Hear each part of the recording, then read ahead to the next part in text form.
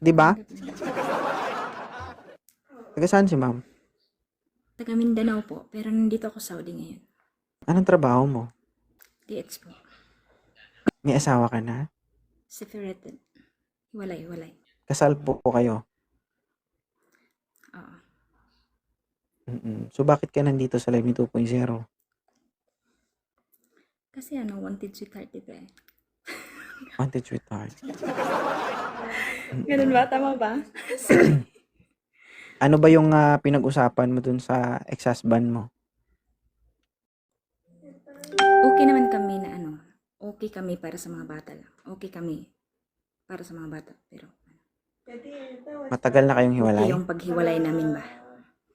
Ano lang, bago pa lang, mga magto 2 years pa lang. May asawa na siya? Wala din. Pareho kami, wala siyang jowa, wala din akong jowa. Mahirap kasi yan, ma'am. Kasi kasal po kayo. Gustuhin ko man, tulungan kita sa pangangailangan mo, pero kasal is kasal. Asawa mo pa rin siya. Lalong-lalo na wala pa siyang kinakasama. Pero kung may kinakasama na siya, i-authorize kita sa paghahanap dito.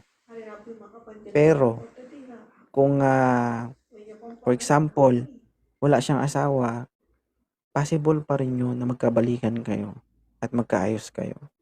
Mahirap kasi yan eh. Pero kung may anak na siya sa iba at may kinakasama na siya, consider pa natin kahit kasal kayo.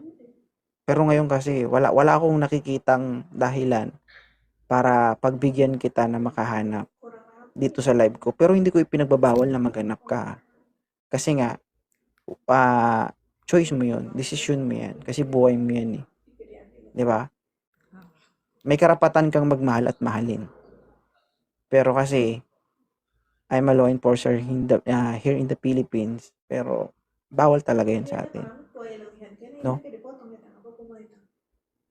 Okay lang ba? Ay, Ma'am Ann. Okay. Naintindihan naman po ni Ma'am. Okay, thank you. Thank you din sa Alam ko naman mahirap yung pinagdadaanan mo dyan. Kailangan mo ng kausap. Kailangan mo ng kaibigan. Kailangan mo ng masusumbungan o katuwang. Pero, sa live ko, hindi siya pwede. Pero kung annulled ka na, authorize ka. O di kaya sabihin nating hindi kayo annulled pero may pamilya na siya, i-authorize kita. Kasi, tama ka. hindi naman tayo lahat may kakayahang magpa-annulled ng kasal. No. Pero yung kagaya mo, for example, may asawa na siya at anak na siya, alangan naman ikaw magmukmuk ka, di ba? Sabi ko nga, lahat tayo may karapatang magmahal at mahalin. Okay? Thank you ha, ma'am, sa pag-akyat. Thank you.